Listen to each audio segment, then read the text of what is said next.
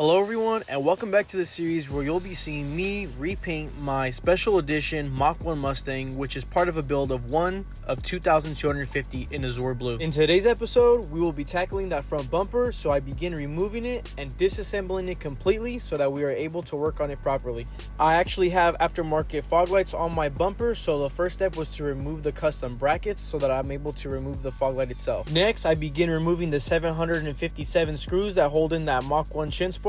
And once we remove all of the screws, we can go ahead and set that front lip aside. Since my front lip is still in pretty good condition, I'm not going to buy a new one, so I'm going to go ahead and make sure I put this somewhere safe. You're going to see me attack this rubber piece with a rubber wheel and then with the razor. There used to be a plastic bezel there. Taking off double-sided tape is actually a lot harder than it looks. But finally, with the bumper completely stripped and naked, we are finally able to start sanding it down. I begin with the main part of the bumper because this is going to be the part that's the most flat, and it's also going to be the most easiest. Once we start getting to the smaller pockets of the bumper and where it gets more curvy, we're actually going to start using regular sandpaper without the palm sander. But in today's video, all you're going to see me do is use the palm sander for those major areas.